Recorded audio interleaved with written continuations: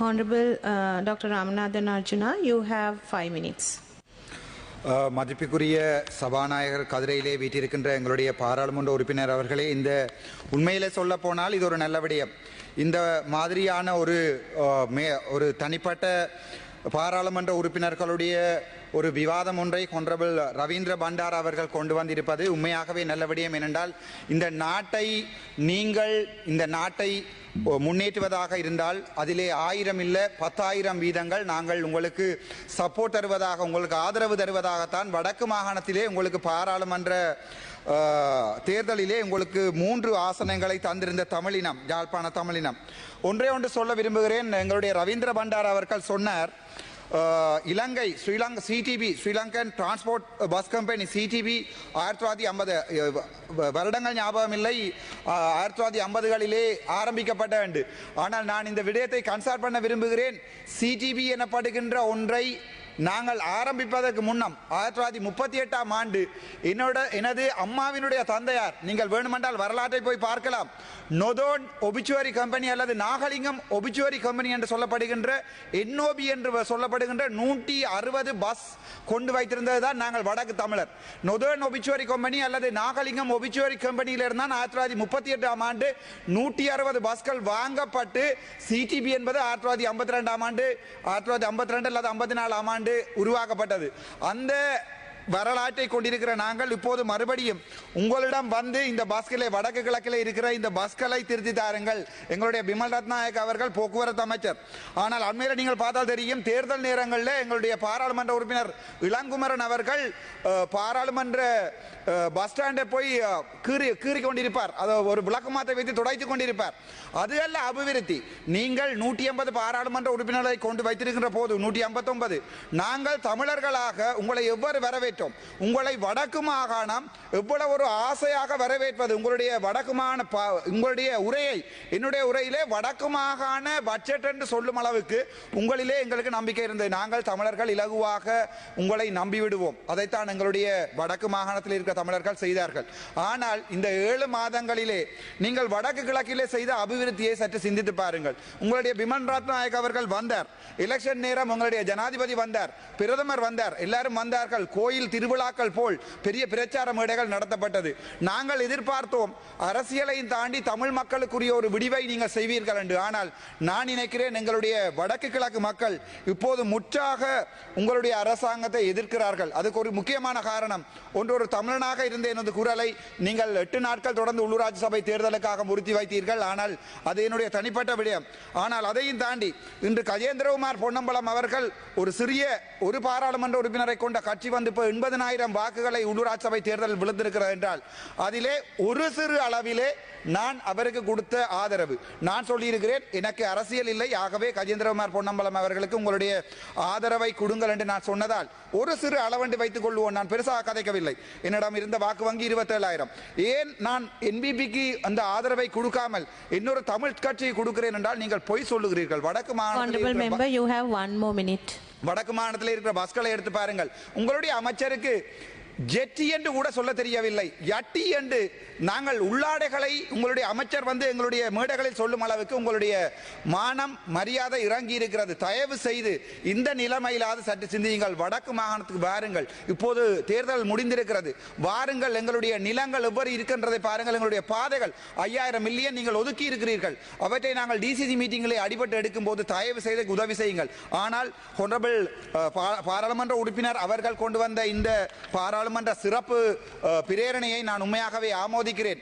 நான் மிகவும் சந்தோஷப்படுகிறேன். ஆனால் உங்களை நாங்கள் இப்போது நம்பிக்கை இழந்து போயிருக்கிறோம் என்பதுதான் ஒரு தெளிவான உண்மை. இந்த நம்பிக்கையின்மையை நீங்கள் இந்த 7 மாதத்திலே உங்களுடைய பாராளுமன்ற உறுப்பினர்கள் 3 பேரும், அதை தவிர அமைச்சரும் எங்களுக்கு ஏற்படுத்தி இருக்கிறார்கள். மீண்டும் உங்களுக்கு ஒரு சந்தர்ப்பம் வேண்டுமாக இருந்தால் உண்மையை கதையுங்கள், பொதுமக்களுக்கு உண்மையை கதையுங்கள். உங்களோட காசு இருக்கின்றால் இருக்கென்று சொல்லுங்கள், இல்லை என்றால் இல்லை என்று சொல்லுங்கள். உண்மையை கதைத்ததால் தான், இன்றும் துணிந்து கதைத்ததால் பாராளுமன்றத்தில் இருக்கிறேன். உங்களுடைய இந்த சிறப்பு பிரேரணையை நான் ஆமோதிக்கிறேன், மிகவும் சந்தோஷப்படுகிறேன். நன்றி, வணக்கம். වරප්‍රසාද ප්‍රශ්න ගරු පාර්ලිමේන්තු මන්ත්‍රී වෛද්‍ය රාමනාදන් අර්ජුනා මහතා. Good morning to you, sir, and I'm really thankful for you to take this opportunity, give me this opportunity to give this, write this issue in this parliament. I have given 3 letters. Now I am reading the letter which was given on 8th of April. I have given another letter on 9th, and again I came to your office and gave a letter which was dated on 21st. I will read the letter which you have instructed to me. Thank you so much. I really appreciate. This letter goes as like this. Request to restore my parliamentary privileges and address the misleading allegations raised against me. Honourable Speaker, I, Dr. Ramanathan Archana, Member of Parliament and the leader of Independent Group 17, respectively write to bring to your kind attention a matter of serious concern pertaining to the restrictions placed on broadcasting my parliamentary speeches through official media and live telecasts of the Parliament. It is with deep regret and dismay that I have come to understand that this restriction was imposed based on the statement made by Honourable Mr. Bimal Ratnayake, the leader of the House, during the second week, I guess it's on 17, during the second week of March 2025, in which he alleged that I had made derogatory remarks in Parliament referring to a respected lady lawyer, I'm reading again, referring to a respected lady lawyer, Ms. Swastika Arulingam. In an undignified and inappropriate manner, he has mentioned that I have assaulted her in a sexual manner, but I have nothing I spoken. I'll read again. In an undignified and inappropriate manner, and additionally claimed that I had made remarks offensive to the Muslim community in Sri Lanka. I categorically deny these allegations. I am again telling I am categorically deny these allegations. I am firmly committed to upholding the dignity of this House. I am firmly committed to upholding the dignity of this House and the rights of all communities in Sri Lanka, including the Tamil and Muslim minority populations, whom I proudly represent. I was given a mandate by the people from Jaffna who are Tamils and Muslims, so please kindly consider that. The statement made by Honourable Mr. Bimal Ratnayake are not only factually incorrect but have also resulted in serious consequences for my right as a Member of Parliament, especially the denial of my right to freely address the House and have my voice heard by the public through official parliamentary channels. You have made my voice unheard for about 8 days, which is the people of the minority. Please read. Yes, your good officers, without conducting any formal inquiry or providing me the opportunity to respond, imposed a ban on broadcasting my speeches. I view this as a violation of my parliamentary privileges and enshrined in the Constitution and the standing orders of Parliament, particularly in the light of the fact that on previous occasions where similar or more severe breaches occurred and nobody was expelled. To read, please. On the contrary, I have been continuously denied the opportunity to speak in the House for over 77 days, without any appropriate justification or due process. Meanwhile, other members who have made far more serious contentious statements, reading again, meanwhile, other members who have made far more serious or contentious statements have been allowed to speak uninterrupted during multiple sittings with no comparable punitive actions being taken against them. Please kindly read that. This selective enforcement of rules is deeply concerning and undermines the principle of equity and justice within parliamentary proceedings. As such, I humbly request the following, please. That first one, that a formal inquiry be conducted into the allegation raised by Honourable Mr. Bimal Ratnayake to determine the truth and the accuracy of his claims. Second, that immediate steps to be taken to restore my right. Unfortunately, I was punished. Anyway, the immediate steps to be taken to restore my right to address this Parliament and to ensure my speeches are transmitted and recorded through all official parliamentary media as per standard procedure. And the third one, that disciplinary or corrective measures be considered against Honourable Mr. Ratnayake if it is found that he intentionally misled Parliament. Please read again. It is found that he intentionally misled Parliament and tarnished my reputation, which is a wrong thing according to the Parliament Privilege Act. If you allow me, I will tell the Act. Now, you read what you have written. Yes, sir. through all official, tarnish my reputation and parliamentary privileges. And the fourth one, that I be granted permission under Parliament Powers and Privileges Act. I just want to make sure that is changed. And this matter officially at the next sitting of Parliament, which was given on 8th of April, in order to ensure transparency and fairness. Honorable Speaker, as a Tamil speaking member of Parliament representing the historically underserved Northern Province, I view this situation not only as a personal injustice, but also as a broader issue of equitable representation and respect for minority voices in this august chamber. I trust that your good office will take the necessary steps to address this matter promptly, justly, and keeping with the high standards of dignity and impartiality that the office of the Speaker must uphold. Furthermore, I am deeply concerned that this ban on me may be influenced by the prevailing political climate. Again, I am reading prevailing political climate and sensitive surrounding in the Northern Province. Now you have lost the pulse. Where I serve as a representative of the people, you cut off my voice and you lost it. I sincerely hope this action is not a politically motivated. I still hope. Because I sincerely hope this action is not a politically motivated measure aimed at suppressing minority representation or dissenting voices in Parliament. I respectively urge your good office to ensure that an impartial and transparent inquiry through the Parliament Privilege Committee, please, is conducted to ascertain that no such political influence has played a role in this decision, thereby safeguarding the integrity of the parliamentary process.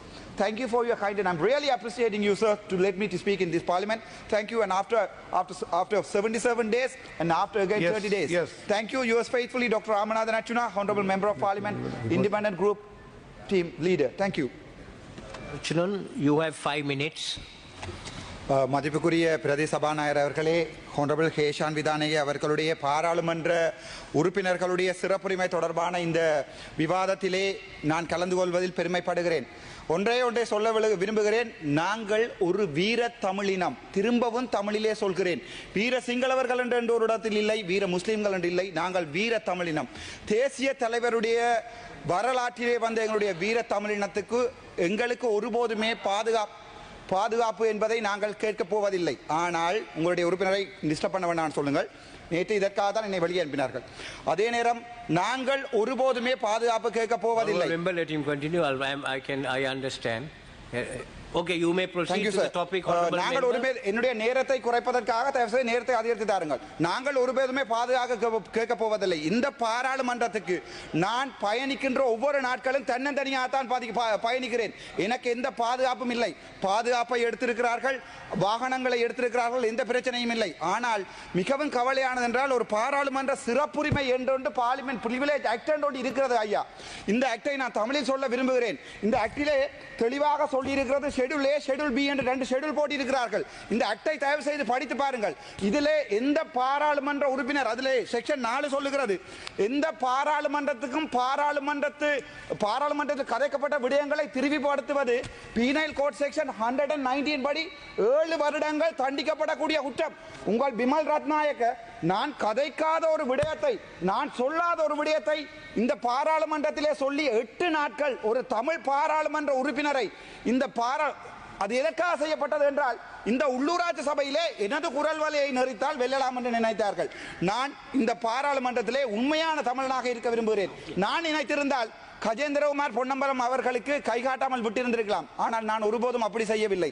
நான் யோசித்தது எனது தனிப்பட்ட பாராளுமன்ற பதவிகள் போனாலும் பரவாயில்லை, ஏதோ ஒரு தமிழினம் வெல்ல வேண்டும் என்றதற்காக. இந்த பார்லிமெண்ட் பிரிவிலேஜ் ஆக்டிலே இருக்கிறது, 5வது செக்ஷனில் இருக்கிறது. இந்த பாராளுமன்றத்துக்கு யாராவது ஒரு பாராளுமன்ற உறுப்பினரின் உரையை திரிவுபடுத்தி கூறினால் அவர் இந்த பீனல் கோட் செக்ஷன் 119 படி, இதை தயவு செய்து வாசியுங்கள், கொண்டு போய் இது நீங்கள் அடித்து தந்த புத்தகம். அதிலே 7 வருடம் imprisonment 7 வருடம். Honorable member, could you please subject your speech this is- I'm talking to the about the Parliament original Privilege Act. private member's motion presented by Hesha Vitanage, I'm talking please? of the Parliament Privilege Act, sir. Can you please talk on that topic, please? Yeah, I'm talking about the Parliament Privilege Act. Can't I talk about the Parliament Privilege Act?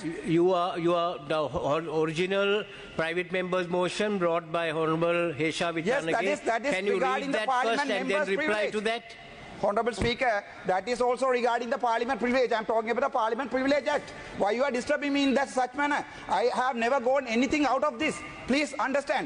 இந்த பாராளுமன்ற இதை சொல்வதை கூட பயப்படுகிறார்கள். ஏனென்றால் இந்த பாராளுமன்ற privilege ஆக்டில் இருக்கிறது பிமல் ரத்நாயக் அவர்கள் செய்தது ஒரு பாரிய குற்றம் என்று இந்த பாராளுமன்றத்திலே இந்த பாராளு உறுப்பினரின் சிறப்புரிமையை நீக்கப்பட்டதற்காக உங்களால் நடவடிக்கை எடுக்க முடிந்தால் நீங்கள் ஒரு நியாயமான உண்மை பேசுகின்ற ஒரு அரசாங்கம். ஆனால் இவ்வளவு கவலைக்குரிய விடயம் என்று எடுத்து பாருங்கள். ஒரு காலத்திலே எங்களுடைய தமிழீழத்திலே ஒவ்வொரு பெண்ணும் இரவு 12 மணிக்கும் துணிந்து நடமாடலாம். ஆனால் இன்று பாராளுமன்ற ஒரு நாளைக்கு 28 கொலை விழுகிறது. இதுவரை அரசாங்கம் இந்த பாராளுமன்றத்தை எடுத்த பிறகு 28 கொலை விழுந்திருக்கிறது ஐயா. ஆனால் ஒரு பாராளுமன்ற உறுப்பினராக நான் இன்று வரை ஒரு போலீஸ் பதவி இல்லாமல் தான் நான் உங்களுக்கு கடிதம் தந்திருக்கிறேன். உங்களுடைய கடிதம் போலீஸ் பதவிக்கு அனுப்பப்பட்டிருக்கிறது. ஆனால் இன்று வரை எனது பாதுகாப்பு இல்லாமல் தான் நான் திரிகிறேன். எனக்கு அது பிரச்சனை இல்லை. இந்த பாராளுமன்றத்திலே பாராளுமன்ற உறுப்பினர்களுக்கு சிறப்புரிமை ஒன்று எப்போதுமே மீறப்படுகிறது. தமிழனாக நேற்றைய தினம் நான் ஒரு பாயிண்ட் ஆஃப் ஆர்டர் கேட்டதற்காக ஒரு தமிழனாக என்னை வெளியேற்றி இருக்கிறார்கள். நான் இந்த தூசணமான வார்த்தைகளோ இல்லை யாரையும் பேசியோ ஒன்றுமே கதைக்கவில்லை. எழும்பி ஹானரபிள் சேர்பர்சன் என்று கேட்டு ஒரு பாயிண்ட் ஆஃப் ஆர்டர் கேட்டதற்காக தான் என்னை வெளியேற்றி அனுப்பியிருக்கிறார்கள். நான் யாரையுமே பாதிக்க கதைக்கவில்லை. இது ஒரு பாராளுமன்ற சிறப்புரிமை மீறல். இந்த பிரிவிலேஜ் ஆக்டையும் இந்த ஸ்டாண்டிங் ஆர்டரையும் தயவு செய்து உங்களுடைய 159 பாராளுமன்ற உறுப்பினர்களையும் படிக்க சொல்லுங்கள். நான் உங்களிடம் மிகவும் பணிவாக கேட்கிறேன். நான் உங்களை சந்தித்து உங்களிடம் அந்த 27ஆம் தேதி அந்த கடிதத்தை தந்தேன். உங்களுடன் எவ்வளவு அன்போடு கதைத்தேன். நான் கேட்டது ஒரு பாராளுமன்ற உறுப்பினராக என்னுடைய பிரிவிலேஜ் மீறப்பட்டிருப்பதை தாங்கள் செய்யுங்கள். ஆனால் செக்ரட்டரி ஜெனரல் சொல்லி இருக்கிறார் நான் அவ்வாறான கடிதம் தரவே இல்லை என்று. அது மறுபடியும் இந்த செக்ஷன் 5 படி மீண்டும் தண்டிக்கப்படக்கூடிய குற்றம். இது இன்று நேற்றல்ல, காலங்காலமாகவே தமிழ் மக்களுக்கும் முஸ்லிம் மக்களுக்கும் இந்த பாராளுமன்றத்திலே நடக்கின்ற ஒரு விடயம்.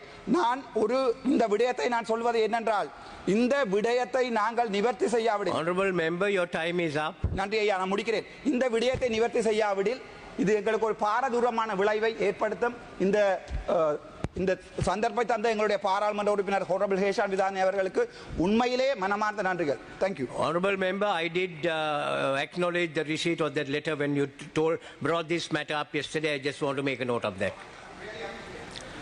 நீண்ட நாள் விவாதிக்கப்பட்ட தடைக்கு பின்னர் சுயேட்சை பாராளுமன்ற உறுப்பினர் வைத்தியர் ராமநாதன் அர்ச்சுனாவின் பாராளுமன்ற உரை நேரலையாக ஒளிபரப்பானது. இதன்போது தனக்கு ஏற்பட்ட அநீதிகளை சுட்டிக்காட்டி அவர் உரையாற்றினார். Honorable Sridharan, you have a time allocation of 5 minutes. கௌரவ பிரதி சபாநாயகர் அவர்களே, இன்றைய தினம் ஏசா விதானகே அவர்களுடைய தனிநபர் பிரேரணையின் ஊடாக நான் ஒரு பதிவை மேற்கொள்ள விரும்புகிறேன் உங்களுடைய அனுமதியோடு. மிக முக்கியமாக நேற்றைய தினம் இந்த நாடாளுமன்ற உயர்ந்த சபையிலே இந்த நாட்டுடைய அமைச்சர் பிமல் ரத்நாயக்கா அவர்கள் தெரிவித்த ஒரு கருத்துக்கு நான் ஒரு பதிலீடு செய்ய வேண்டிய தேவை எங்களுக்கு இருக்கிறது. நடந்து முடிந்த ஊராட்சி மன்ற தேர்தல் தொடர்பிலே இலங்கை தமிழரசு கட்சி கசிப்பை வழங்கி பணத்தை வழங்கித்தான் இந்த தேர்தலிலே வென்றதாக பிமல் ரத்நாயக்கா அவர்கள் நேற்று ஒரு பதிவை இந்த உயர்ந்த சபையிலே மேற்கொண்டிருந்தார். அவருடைய இந்த பதிவை நான் வன்மையாக கண்டிக்கிறேன். அவர் அந்த பதிவை மீளப்பெற வேண்டும். உண்மையாக ஒரு நியாயமான ஜனநாயகவாதியாக இருந்தால் அவர் அரசியல் ரீதியாக காழ்ப்புணர்ச்சியற்ற இனவாதமற்ற ஒரு அரசியலை இந்த நாட்டிலே அவர் செய்ய விரும்புகிறார் என்றால், இனங்களை மதிக்கிறார் என்றால் தன்னுடைய அந்த கருத்தை அவர் மீளப்பெற வேண்டும் என்பதை நான் இந்த இடத்திலே பதிவு செய்கிறேன். மிக முக்கியமாக 1940களில் கௌரவ பிரதி சபாநாயகர்களே உங்களுக்கு தெரியும், தமிழர்களுடைய தேசிய தந்தை செல்வநாயகம் அவர்களால் உருவாக்கப்பட்டு 2004ஆம் ஆண்டுகளில் மீண்டும் 27 வருடங்கள் கிடப்பில் இருந்த இலங்கை தமிழரசு கட்சியை தமிழர்களின் தேசிய தலைவர் பிரபாகரன் அவர்கள் வெளியிலே கொண்டு வந்து ஒரு அடையாளமாக தரப்பட்ட கட்சி. ஒரு காலமும் இலங்கை தமிழரசு கட்சி யாருக்கும் மதுவை வாங்கி கொடுப்பதோ அல்லது மதுவுக்கான அனுமதிகளை பெறுவதோ அல்லது மதுசாலைகளை திறப்பதற்கோ சம்மதம் தெரிவித்த ஒரு கட்சியும் அல்ல, அதற்காக உடந்தையாக இருந்த கட்சியும் அல்ல.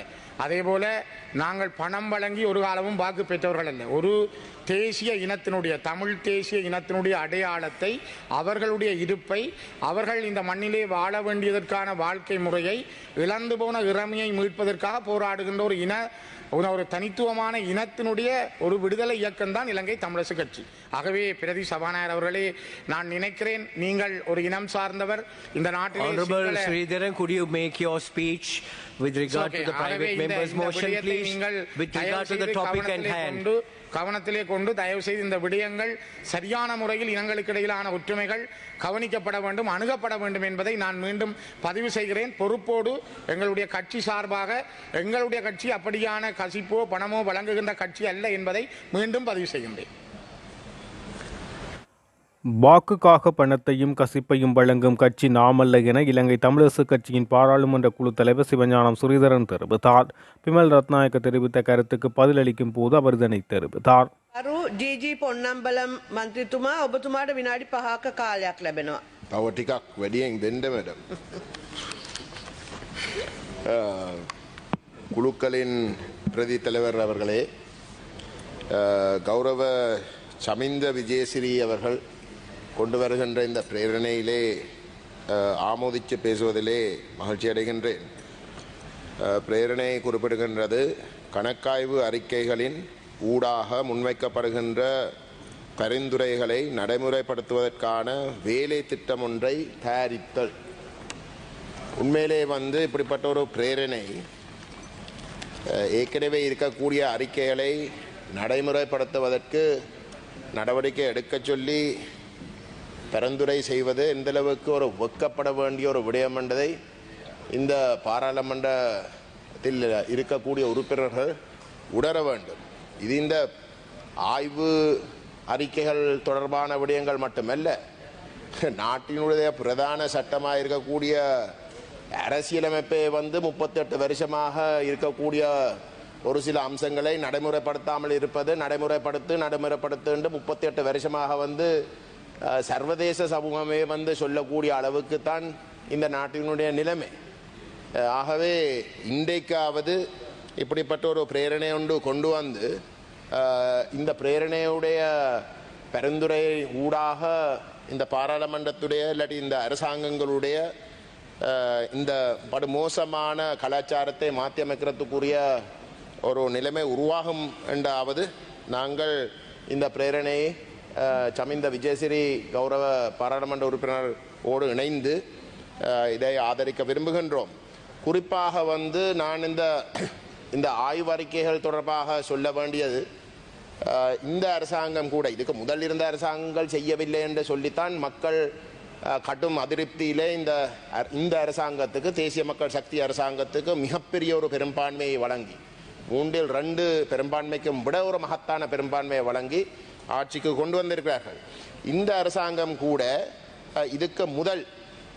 இதுக்கு முதல் அரசாங்கங்கள் நடாத்தின ஆய்வுகளின் அடிப்படையிலே இன்றைக்கு நடைமுறையிலே இருக்கக்கூடிய பயங்கரவாத தடுப்பு சட்டம் மிக கொடூரமான சட்டமாக கருதி தங்களுடைய தேர்தல் விஞ்ஞாபனத்திலே அன்ரகுமார திசாநாயக்க ஜனாதிபதி அவர்கள் ஒரு வேட்பாளராக ஜனாதிபதி தேர்தலில் முன்வந்த பொழுது தேர்தல் விஞ்ஞாபனத்திலே தெளிவாக சொல்லியிருந்தார், பயங்கரவாத தடுப்பு சட்டத்தை நீக்கிறது மட்டுமல்ல, அதுக்கு பதிலாக வேறு எந்த விதமான சட்டத்தையும் கொண்டு வர தேவையில்லை என்ற விஷயத்தை தான் வலியுறுத்தினார்கள். இன்றைக்கு அந்த பயங்கரவாத தடுப்பு சட்டம் இன்றைக்கு நடைமுறையில் இருக்கு. இந்த முடிவு இந்த அரசாங்கம் மக்கள் மட்டத்திலே ஒரு ஆணையை பெறுவதற்கு அறிவித்ததே ஆய்வுகளின் பிரகாரம் தான். அந்த அடிப்படையில் இன்றைக்கு கிட்டத்தட்ட 13 தமிழ் அரசியல் கைதிகள் இன்றைக்கும் சிறையிலே வாடிக்கொண்டிருக்கிறார்கள். ஒரு கொடூரமான சட்டம் அதை முற்றுமுழுதாக நீக்க வேண்டும் என்று இன்றைக்கும் இந்த அரசாங்கம் சொல்லிக் கொண்டிருக்கின்றது. ஆனால் அந்த சட்டத்துக்கு கீழே இன்றைக்கு தவறாக கைது செய்யப்பட்டு இன்றைக்கு சிறையில் இருக்கிறவர்களை விடுறதுக்கு தயாரில்லை. அதுவும் குறிப்பாக நான் சொல்ல விரும்புகின்றேன், திரு எஸ் கிருவாகரன் அவருடைய ரிமாண்ட் நம்பர் 5710. அவர் தொடர்பாக நான் எத்தனையோ முறை இந்த பாராளுமன்றத்தில் பேசியிருக்கிறேன். அவர் இன்றைக்கு ஹம்பாந்தோட்டையில் இருக்கக்கூடிய ஒரு சிறைச்சாலையிலே அவரை மாற்றி அமைத்திருக்கிறார்கள். பிடிஐ கீழே இருக்கிறார். அவருடைய குற்றொப்புதல் வாக்குமூலம் ஒரு வழக்கிலே நிராகரிக்கப்பட்டது. அது பலாத்காரமாக எடுக்கப்பட்டதாக வந்து நிராகரிக்கப்பட்டு அவர் அந்த வழக்கில் இருந்து விடுதலையாகிறார். அதே குற்ற ஒப்புதல் வாக்குமூலத்தை வச்சுக்கொண்டு இன்னொரு வழக்கு ஒன்றை தாக்கல் செய்து இன்றைக்கு அவர் தொடர்ந்தும் வந்து சிறையில் இருக்கிறார். சிறையில் இருக்கிறவர் மட்டுமல்ல, இன்றைக்கு அவர் வந்து அம்பந்தொட்டையிலே உண்மையிலே அவருடைய வழக்குகள் எல்லாம் கொழும்புல இருக்கு. எந்த விதமான நியாயம் இல்லாமல் அம்பந்தொட்டையில் இருக்கக்கூடிய ஒரு சிறைச்சாலைக்கு வந்து மாற்றி அமைத்து அவர் இன்றைக்கு வந்து சிறையிலே வந்து வாடிக்கொண்டிருக்கிறார்.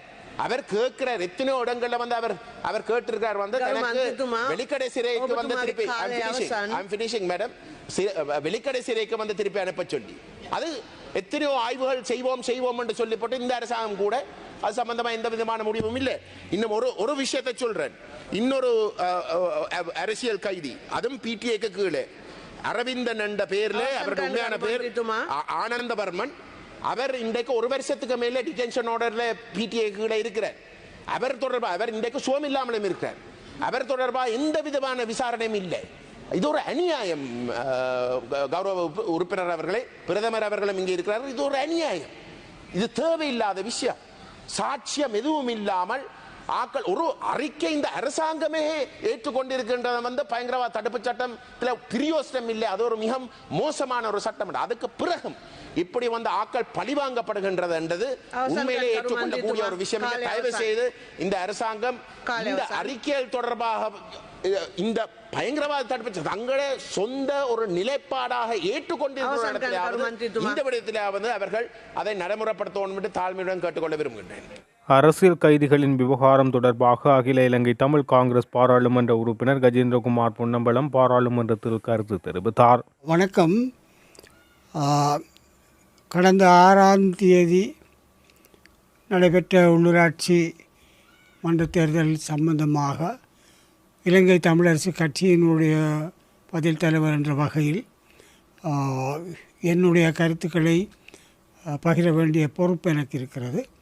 முதலிலே ஆரம்பத்திலேயே சிங்கள தேசிய கட்சிகளை தவிர்த்து தமிழ் தேசிய கட்சிகளுக்கு மக்கள் வாக்களிக்க வேண்டும் என்றும், அவ்வாறு வாக்களிக்கப்படும் பொழுது தமிழரசு கட்சிக்கு முன்னுரிமை வழங்கி வாக்களிக்க வேண்டும் என்று நான் கேட்டிருந்தேன். அதைத் தொடர்ந்து எங்களுடைய தமிழ் தேசிய கட்சிகளும் அவ்வாறே தமிழ் தேசிய கட்சிகளுக்கு வாக்களிக்க வேண்டும் என்று கோரியிருந்த நிலையில் இப்பொழுது குறிப்பாக நாங்கள் தேசிய மக்கள் சக்தியினுடைய ஊடுருவல் அல்லது கால் ஊன்றலை தவிர்க்க வேண்டும் என்ற ஒரு நிலைப்பாட்டை எடுத்திருந்தோம். அந்த வகையில் தமிழ் தேசிய கட்சிகள் எல்லாருமே அந்த ஒரு முகமாக செயல்பட்டிருக்கிறோம். அதன் பொருட்கள் நான் கேட்டுக்கொண்டபடி தமிழரசு கட்சியை பொறுத்தவரையில் இந்த தேர்தல் முடிவுகள் மிகச் சிறந்ததாக ஊக்கமளிப்பதாக மீண்டும் நாங்கள் நிமிர்ந்து நிற்க அமைந்திருக்கிறது என்பதை நான் குறிப்பிட விரும்புகிறேன். வடக்கு கிழக்கிலே நாங்கள் 377 ஆசனங்களை பெற்றிருக்கிறோம்.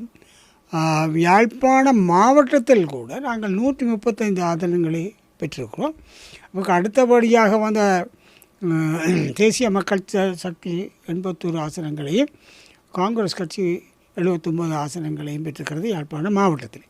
அவை எல்லா இடங்களிலுமே நாங்கள் ஒரு பெரும்பான்மையான கூடுதலான சபையை அமைக்கக்கூடிய நிலையில் முதன்மை நிலையிலே தமிழரசு கட்சி இன்று இருக்கிறது. அவை அந்த வகையிலே அவ்வாறான ஒரு வாக்களிப்பை செய்த எங்களை அங்கீகரித்து ஏற்றுக்கொண்டு ஊக்கமளித்த தமிழ் தேசியத்தை நேசிக்கின்ற எங்களை ஊக்குவிக்கின்ற எல்லா வடக்கு கிழக்கில் வாழ் மக்கள் எல்லோருக்கும் மிக எங்களுடைய கட்சி சார்பிலே அன்பு சார்ந்த பணிவான நன்றியை தெரிவித்துக் கொள்கிறேன். குறிப்பாக யாழ்ப்பாண மாவட்டத்தில் நாங்கள் மீண்டெழுவதற்கான ஒரு வாய்ப்பை தந்த வாக்காளர் பெருமக்களுக்கும் நன்றியை தெரிவித்துக் கொள்கின்றேன். ஒன்று. இரண்டாவதாக, நான் 2-3 நாட்களாக அமைதியாக இருந்ததற்கு காரணம் எவ்வாறான எதிர்வினைகள் மேற்கொள்ளப்படுகிறது என்பதை அவதானித்தேன். மிக கேவலமாக இந்த தேர்தல் காலத்திலே எங்களை வரத்து கொட்டி இல்லாத எல்லாத்தையுமே சொல்லி தங்களை அது மகிழ்ச்சி கொண்டாடியவர்கள் இப்பொழுது எங்களை பொறுத்தவரையில் தேசிய மக்கள் சேர்த்தியோடு பேசுகிறோம், உடன்படுகிறோம், அவர்களோடு சேர்ந்து ஆட்சி அமைக்கிறோம் போகின்றார்கள் என்றெல்லாம் பெரிய பொறுப்புள்ளவர்களே பொறுப்பேற்று பேசுகிறார்கள். இப்போ நாம் பொறுப்போடு தமிழரசு கட்சியினுடைய தலைவர் என்ற முறையில் அதை மறுதளித்து எந்த சந்தர்ப்பத்தில் இதை நான் தெற்கத்திய ஒரு ஊடகத்துக்கும் சொல்லியிருக்கிறேன், அது நான் நினைக்கிறேன் ஞாயிற்றுக்கிழமை வெளிவரும் என்று, எந்த சந்தர்ப்பத்திலையும் நாங்கள் தேசிய மக்கள் சக்தியோடு இணைந்து ஆட்சி அமைப்பதற்கு எந்த முயற்சியும் எடுக்கவில்லை, எந்த முயற்சி எடுக்கப் போவதும் இல்லை, எந்த பேச்சுவார்த்தையில் அவர்களோட பாஷையிலே டீலும் செய்யப்படவில்லை என்பதை தெளிவாக பகிரங்கமாக சொல்லிக்கொள்ள விரும்புகின்றேன். ஆகவே இந்த இப்படியான பொய்யான வதந்திகளை கருத்துக்களை பரப்புகிறவர்கள், நீங்கள் இது இன்னும் இந்த அடாத்து வேலையை செய்ததை தவிர்த்து கொள்ளுங்கள். இந்த பரப்புரைகள் வேலை செய்யாது என்பதை நீங்கள் புரிந்து கொள்ள வேண்டும். அது நான் சொல்வது மட்டுமல்ல, இன்றைக்கு நலிந்த ஜாயதீச கூட இப்பொழுது சொல்லியிருக்கிறார், இந்த தமிழ் கட்சிகளும் தங்களை அணுகவில்லை என்று. இப்போ நாங்கள் அணுகவில்லை என்றது தெளிவு, எங்களுக்கு வேண்டிய தேவையில்லை, வேறு ஆக்களும் இதுவரையிலே அணுகவில்லை என்பது தான் ஒரு கருத்தாக இருக்கிறது. ஒன்று. ரெண்டாவது, ஒரு ஒரு ஒரு கருத்து இருக்கிறது, கருத்து பரவலாக இருக்கிறது, ஒரு தனிமனித தீர்மானங்கள் எடுக்கிற கட்சியாக எங்களோட கட்சி இருக்கிறது. அது மிக தவறானது. நான் அந்த ஒரு தலைவர் என்ற வகையிலே தெளிவாக சொல்ல விரும்புகிறேன். முன்பு நிலையில் இருந்திருக்கலாம், அதை பற்றி நான் சொல்ல விரும்பவில்லை. இப்பொழுது அட்லீஸ்ட் ஆக குறைஞ்சது தலைவர் செயலாளராகிய நாங்கள் கலந்து பேசி பகிர்ந்து பேசி எல்லா விடயங்களிலுமே இணைந்து தான் செயல்படுகிறோம். அவை தனி மனித தீர்மானம் என்ற பேச்சு அபாண்டமானது. அதற்கு மேலாக இப்பொழுது எல்லா கட்சிகளும் மற்ற என்ன செய்கிறதோ எனக்கு தெரியாது. இப்போ தேர்தலில் அடுத்த நடவடிக்கை தொடர்பாக செயல்படுவதற்காக எங்களுடைய அரசியல் குழுவை நாங்கள் கூட்டியிருக்கிறோம். அரசியல் குழு நாளைய தினம், அதாவது சனிக்கிழமை நாங்கள் கூடி அடுத்த எவ்வாறான இந்த அணுகுவது, தேர்தல்களில் எந்தெந்த சபையில் எவ்வாறு செயல்படுவது, யார் யாரை முன்னிலைப்படுத்தி தவிசாளர் முதல்வர் என்பதற்கு தீர்மானிக்கிறது கலந்துரையாடலில் நடந்தது. அதாவது கலந்து பேசி கன்சல்டேட்டிவ் ப்ரோசஸ் என்று சொல்லக்கூடிய ஆலோசனையோடு சேர்ந்த ஒரு நடைமுறையை நாங்கள் பின்பற்றுகிறோம், இந்த கட்சி பின்பற்றுகிறது என்பதை நான் தெளிவாக சொல்லிக்கொள்ள விரும்புகிறேன். அதே நேரம் ஏனைய கட்சிகள், அதாவது குறிப்பாக டெலோ பிளட் ஆகிய கட்சி தலைவர்கள் நம்முடைய பொதுச் செயலாளரோடு ஏற்கனவே பேசியிருக்கிறார்கள், அவரும் பேசியிருக்கிறார். அதில் செல்வம் அடைக்கல்நாதன் நாங்கள் இப்பொழுது தேசிய கூட்டமைப்பாக செயல்படுவது என்று பேசியிருக்கிறார். அந்த நோக்கத்தில் அவர்கள்ட்ட நான் எல்லார்டையும் விடுத்து போனான்.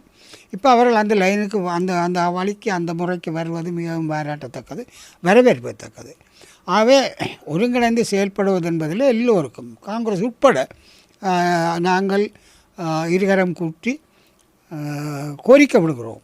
ஏன்னால் முதன்மை பெற்ற எங்களுக்குத்தான் தமிழரசு கட்சி தான் முதன்மையான பெற்றுக்கொள்ளக்கூடிய கட்சி, அதற்கு ஆதரவு அளிக்க வேண்டும் என்பதுதான் என்னுடைய கோரிக்கையாக இருக்கிறது. நான் உதாரணத்துக்கு மட்டும் ஒரு சபை, யாழ்ப்பாண மாநகர சபையை எடுத்துக்கொண்டால் தமிழரசு கட்சிக்கு 13 ஆசனம் இருக்கிறது, காங்கிரஸுக்கு 12 இருக்கிறது, தேசிய மக்கள் சக்திக்கு 10 இருக்கிறது. ஆகவே ஒரு பெரும்பான்மை வேண்டுமல்ல, 45 பேர் கொண்ட சபையிலே பெரும்பான்மை என்றால் 23 உறுப்பினர்கள் வேண்டும். இப்போ எங்களை தவிர்த்து இவர் காங்கிரஸோ மற்றவர்களோ போட்டியிட்டால் அவர்களுடைய பன்னெண்டும் முழுமையாக தேசிய மக்கள் சக்தியை தவிர்த்தால் அவர்கள் பெரும்பான்மை கிடையாது, 22 தான் வரும். ஆனால் அதே நேரம் நாங்கள் எங்களுடைய பயன்பாட்டோடு அவர்களை சேர்த்தால் கூட நாங்கள் 23 எய்தலாம், தமிழரசு கட்சி எய்தலாம். அவர்களுக்கு அந்த வாய்ப்பு இல்லை. அப்போ ஒரு செல்வம் அடைக்கல்னாலும் நாங்கள் ஆட்சி அமைப்போம் என்று ஒரு கருத்தை சொல்லியிருக்கிறார். அந்த நாங்கள் யாருன்றது எனக்கு சரியாக புரியலை. ஒருவேளை எங்களையும் சேர்த்து சொன்னாரோ இல்லை தாங்கள் தான் அப்படி ஒருன்றது எனக்கு சரியாக புரியலை. இருந்தாலும் நாங்கள் அவர்களுடைய இப்போ நாங்கள் கோரிக்கை என்னவென்றால், நீங்கள் இப்பொழுது தேசிய கட்சிகள் நிலை பெற வேண்டும் என்றாலும் என்பிபி போன்ற தெற்கத்திய கட்சிகள் கால் ஊன்றுவதை தடுக்க வேண்டும் என்றாலும் தவிர்க்க வேண்டும் என்றாலும் இப்பொழுது தமிழரசு கட்சியை நிலைநிறுத்த செய்ய வேண்டியது உங்களுக்கு கடமை. நாங்கள் இல்லை, அது கூட்டான ஒரு நிலைப்பாடாக தமிழரசு கட்சி ஒரு அம்சமாக ஒரு சிம்பலாக அமையக்கூடியதான ஒரு நிலைப்பாட்டை நாங்கள் எல்லோரும் கூட்டாக சேர்ந்து உருவாக்க வேண்டும். அதற்கான வழிமுறைகள் பேச்சுவார்த்தைகள் வேண்டுமென்றால் அவர்கள் எங்களோடு தொடர்பு கொண்டால் நாங்கள் அதை பேசலாம். ஆனால் முதன்மை என்பது எங்களுடைய கட்சி நியாயமானது. எல்லா இடம் பெருமை. வடக்கு கிழக்கில் நான் சொன்னது போல் 377 ஆசனங்கள் எங்களுக்கு இருக்கிறது.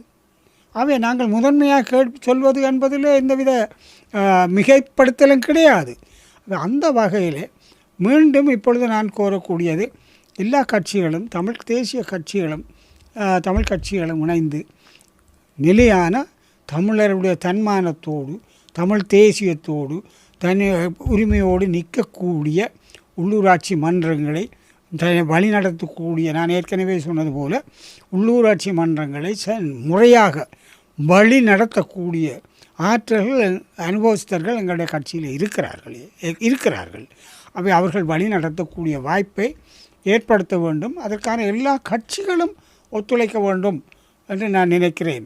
குறிப்பாக அரசாங்கம் தற்செயலாக நிதி போன்றவற்றை வழங்காவிடின் அல்லது ஏதாவது மறுதளித்தால் எங்களுடைய 8 பாராளுமன்றர்கள் தான் கூடுதலாக பலமாக பாராளுமன்றத்தில் பேசக்கூடியவர்கள். இந்த பாராளுமன்ற பலம் எங்களுக்கு இருக்கிறது. நான் ஏற்கனவே அரசாங்கத்துக்கு ஒரு நெருக்கடியை கொடுக்கக்கூடிய அல்லது கெடுக்கக்கூடிய பாராளுமன்றம் பேசக்கூடிய வலிமையும் தமிழரசு கட்சிக்கு தான் உண்டு என்பதை எல்லோரும் கருத்தில் கெடுத்து ஒற்றுமையாக நாங்கள் பயணிக்க வேண்டும் என்று நான் ஏற்கனவே தேர்தலுக்கு முன்னே ஆரம்பித்ததை தொடர்ந்து முன்னெடுக்க என்னோடு முதல் பேசலானே இப்பொழுது எங்களுடைய பொதுச் செயலாளர்களை பேசக்கூடியதை நான் வரவேற்கிறேன். இப்பொழுதும் அவர்கள் இன்னும் என்னோட பேச இல்லை, அங்கால பேசினாலும் அவர் எனக்கு அவருடைய பொதுச் செயலாளர் அவர்கள் பேசுகின்ற தகவல் முழுவதும் எனக்கு பகிர்ந்து கொள்கிறார். அதை வரவேற்கிறேன். அந்த வகையிலே முன்னெடுத்து செல்ல எல்லோரும் ஒத்துழைக்க வேண்டும். ஒரு சிரமான தமிழ் தேசியத்தை நிலைநிறுத்துகின்ற ஒரு உள்ளூராட்சி கட்டமைப்பை வடக்கு கிழக்கில் உருவாக்க நாங்கள் இணைந்து செயல்படுவோம். அதற்கான ஒத்துழைப்பை வழங்க வேண்டும் என்று எல்லா கட்சிகளையும் பொறுப்போடு கட்சிகளை கேட்டுக்கொள்ள நான் விரும்புகின்றேன். இதே நேரம் இன்னொரு விஷயத்தை நான் தெளிவாக சொல்ல விரும்புகின்றேன். எங்களுடைய கட்சியினுடைய அரசியல் குழு நாளைய தினம் நேரடியான ஒரு சந்திப்பை மேற்படுத்த எல்லா உறுப்பினர்கள், அதாவது அரசியல் குழு உறுப்பினர்கள் யாவரும் அநேகமாக வவுனியாவிலே நாங்கள் சந்திப்போம். அந்த சந்திப்பிலே தான் மிக முக்கியமான தீர்மானங்களை நாளை கலந்து பேசி எடுப்போம். தனி மனிதர்கள் தலைவர் பொதுச் செயலர் மட்டும் என்ற இல்லை, எல்லோரும் சேர்ந்து ஒரு முடிவு, அதாவது யார் எவ்வாறு ஒவ்வொரு உள்ளூராட்சி மன்றங்களுடைய தலைமை எவ்வாறு தீர்மானிப்பது, எவ்வாறு மற்ற கட்சிகளோடு இணைந்து செயல்படுவது, எவ்வாறு வெற்றிடம், அதாவது பட்டியல் ஆசனங்களை தேர்தல் ஆணையாளர்களுடைய தீர்மானத்துக்கு அமைய எவ்வாறு நிரப்புவது போன்ற விடயங்கள், முக்கியமான விடயங்கள், உறவுகள், அதாவது எங்களுடைய தேசிய கட்சிகளோடு இருக்கக்கூடிய உறவுகள் எவ்வாறு பேணப்படுவது, எவ்வாறு பேச்சுவார்த்தைகள் ஈடுபடுவது என்று எல்லாமே நாளைய தினம் நாங்கள் கூடி நேரடியாக பேசி கலந்து பேசியான ஒரு முடிவுக்கு வருவோம். இதிலிருந்து ஒன்றை மக்கள் தெரிந்து கொள்ளணும், நாங்கள் தனி மனித தீர்மானங்கள் எதுவும் எடுக்கிறது இல்லை, கூட்டாக ஆலோசனைத்து தான் முடிவுகளை எடுக்கப் போகிறோம். நாளைக்கும் அதுதான் நடைபெறப் போகிறது. மீண்டும் ஒரு விடயத்தை நான் வலியுறுத்த விரும்புகிறேன்.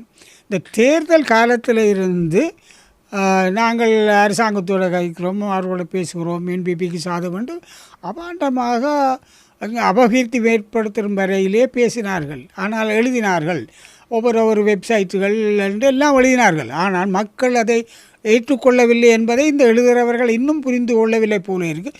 இப்பொழுதும் தேர்தலுக்கு பிறகும் மக்கள் எங்களை ஏற்றுக்கொண்ட பிறகும் இவ்வாறான விஷமத்தனத்தான வேலை செய்கிறார்கள்.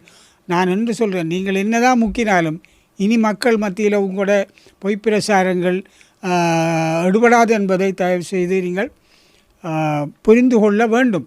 அதை நீங்கள் திருத்திக் கொள்ளுங்கள். அல்லாவிட்டால் நீங்கள் தொடர்ந்து தான் செய்து கொண்டிருப்பீர்கள். ஆங்கிலத்தில் ஒரு பழமொழி இருக்குது, ஒரு முதுமொழி ஒன்று இருக்குது, இந்த டாக்ஸ் பார்க் த கரவன் மூவ்ஸ் என்று சொல்வார்கள். நாய்கள் குலைக்கும், பயணம் தொடரும். இது தமிழ்லேயே அதுதான். நீங்கள் இனி என்னதான் சொன்னாலும் எங்களுக்கு மக்கள் ஒரு ஆணை தந்திருக்கிறார். அதில் எங்களுக்கும் ஒரு விஷயம் இருக்கிறது. இந்த மக்களுடைய ஆணையை நாங்கள் மிக பொறுப்போடு மிக பணிவோடு ஏற்றுக்கொள்கிறோம். இதில் இந்த மக்களுடைய மீள் அங்கீகாரத்தை நாங்கள் வேறு இருமாப்போடு ஏற்றுக்கொள்ளவில்லை, மிக பணிவோடு ஏற்றுக்கொள்கிறோம். நாங்கள் ஒன்றை தெரிந்து கொள்கிறோம், மக்கள் எங்களுக்கு எல்லாரும் சேர்த்து ஒரு நெத்தி அடி தந்தார்கள். அதை நாங்கள் இப்பொழுது ஒரு சந்தர்ப்பம் தரப்பட்டிருக்கிறது. எங்களோட கட்சிக்கும் சேர்த்து தான் நான் சொல்கிறேன், எங்களோட கட்சிக்கும் சொல்கிறேன். ஆனால் அதை நாங்கள் புரிந்து கொள்ளாமல் செயல்பட்டால் மக்கள் இனி உச்சியடி தான் அடிப்பார்கள். அதை நாங்கள் புரிந்து கொண்டு தான் இருக்கிறோம். உச்சி அடித்தனா முடிஞ்சிடும். ஆகவே நாங்கள் தமிழரசு கட்சி கூட நாங்கள் மிக பொறுப்போடு இந்த what is written on the wall, இந்த சிவரில் என்ன எழுதுகிற செய்தியை நாங்கள் புரிந்து கொண்டு ஏனைய கட்சிகளும் புரிந்து கொள்ளும் கூட்டாக செயல்படுவதற்கு ஆணை தான் இங்கே கிடைக்கப்பட்டிருக்கிறது. கட்சிகள் சேர்ந்து நிர்வாகம் அமைப்பதற்காக இருக்கிறது. எல்லா கட்சிகளையும் மூத்த கூடிய ஆசனங்களை பெற்றவர் என்றவர்களே நாங்கள் முதன்மையாக அந்த நிர்வாகத்தை பொறுப்பதற்காக முன்னிப்போம். அதுக்கான முன்மொழிவுகளை செய்வோம். அதுக்கான ஆதரவுகளை ஏனைய கட்சிகள் வழங்க வேண்டும் என்று நான் கேட்டுக்கொள்ள விரும்புகின்றேன். தமிழ் தேசியத்தை நிலைநிறுத்தக்கூடிய உள்ளூராட்சி கட்டமைப்பை வடக்கு கிழக்கில் உருவாக்க இலங்கை தமிழரசு கட்சியுடன் இணைந்து செயல்பட்டு ஒத்துழைப்பை வழங்க வேண்டும் என சகல கட்சிகளையும் பொறுப்போடு கேட்டுக்கொள்கின்றோம் என கட்சியின் தலைவர் CVK சிவஞானம் தெரிவித்தார். யாழ்ப்பாணம் கல்வியங்காட்டில் உள்ள அவரது அலுவலகத்தில் இடம்பெற்ற ஊடகவியலாளர் சந்திப்பில் அவர் இதனை தெரிவித்தார்.